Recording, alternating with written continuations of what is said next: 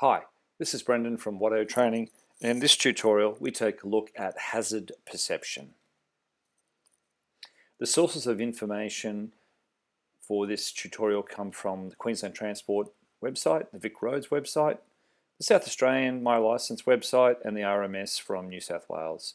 There's also some reference to a fact sheet of the Centre for Accident Research and Road Safety Queensland CARS-Q.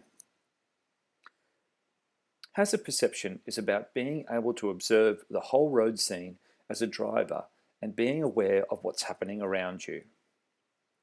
Demonstrating you have the ability to identify and safely respond to hazards makes you a safer driver. Understanding how to scan the road ahead, recognize a potential hazard, and respond safely is a skill that will protect you and others on the road. Remember the three-step approach: scan, recognize, and respond. Step 1, scan. Continue to scan the road environment and identify risks when driving at all times. 2, recognize. Recognize the difference between potential hazards and hazards that require you to respond. A hazard can be any potential source of danger on or near the road that could lead to a crash. A hazard can come from any direction. Respond, step 3.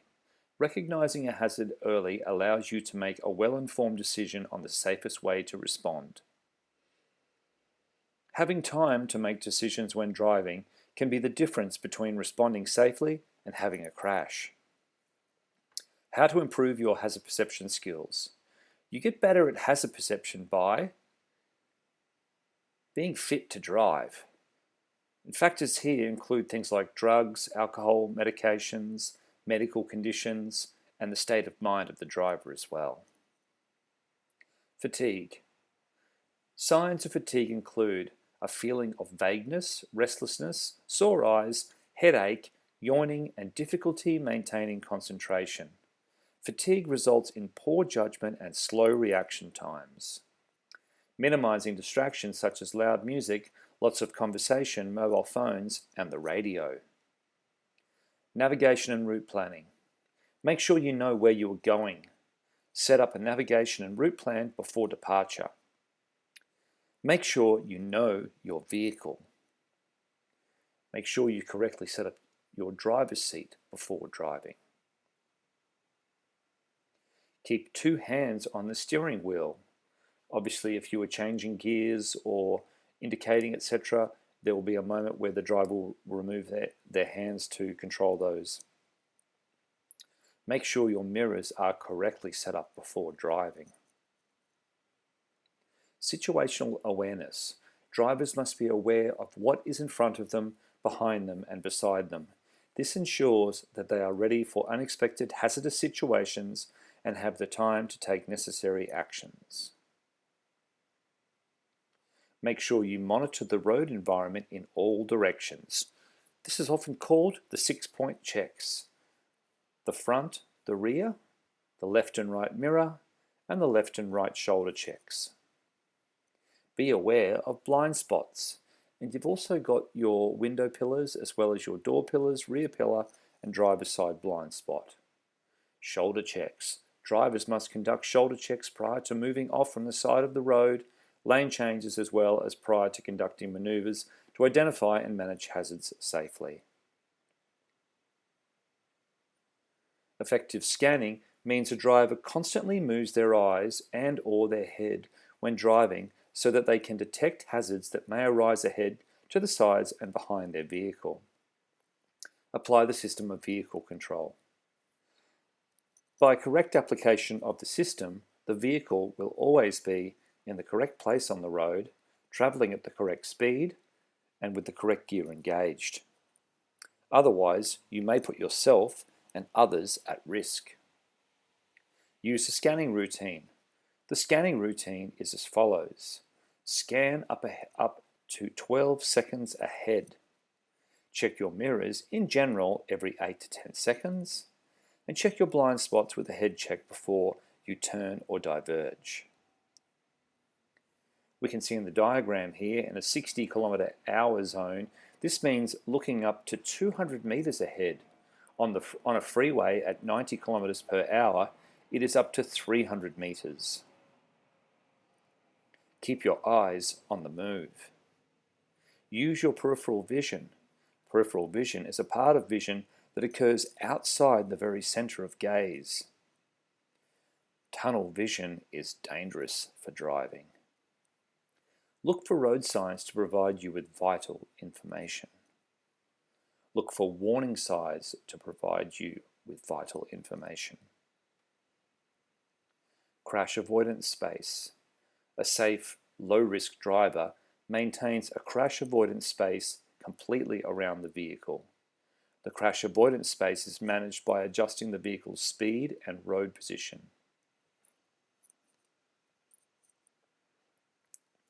Keeping a safe distance between you and the vehicle in front. In some states, this is 2 seconds. In other states, this is 3 seconds. One could argue that 3 seconds gives most drivers more buffer zone than the 2 second, as you'd see in states like Queensland. Reaction time and response time. To determine the crash avoidance space to the front of the vehicle, you need to take into account 2 key factors: reaction time and response time. Reaction time is the time the driver needs to see the information, perceive what it means, decide on the response, and instigate that response. A driver who is fit, concentrating, alert, and not affected by alcohol, drugs, fatigue, or a distraction will still require about 1.5 seconds to react to a hazard.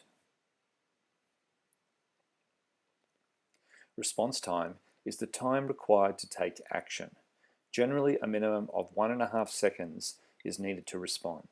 In many situations, braking may be the only possible response. Swerving is rarely appropriate and can result in a more severe crash, for example, a head-on collision. Leave yourself an out. This means creating a space cushion around the vehicle. Don't follow other vehicles too closely and do your best to leave at least the front and one side open. This gives the driver an out if someone enters their safety cushion. Be strategic with your road positioning to give yourself space and time to respond to any hazards. We can see in the diagram on the right, vehicle A is driving along, the bus is positioned on their left, and the bus is blocking the view of driver A from the pedestrian B at the crossing. Always be prepared for the unexpected. Drive to conditions. Drive at a speed that takes into account the prevailing weather, light, traffic, and road conditions. Share the road safely with others cautiously and respectfully. Drivers must use the correct technique to overtake cyclists. Do not speed. Adopt the correct road position. The vehicle should be in the correct road position appropriate to the road or traffic situation. Driving in reverse. You must only reverse your vehicle when it is safe to do so. Before reversing, check for pedestrians, obstructions, or other vehicles. Never reverse more than you need to or is reasonable. Use your indicators to show other road users which way you will be reversing. Giving way. Give way means to slow down and, if necessary, stop in order to prevent a crash from happening. You must always give way at a give way sign and check it's safe to continue. Teaching hazard perception skills to drivers. First of all, a trainer needs a delivery strategy. Number 1, make a plan. Number 2, make the material matter. Number 3, deliver the session with purpose and passion. Number 4, have a driver-centered focus. And number 5, reinforce with repetition and feedback. Instructional tips. Keep it simple and focus on what matters. Be concise. Be clear. And break down the information into bite-sized pieces. Focus on introducing skills and developing them through practice, feedback, and encouragement. Start in a safe location and steadily work into light to medium to heavier traffic.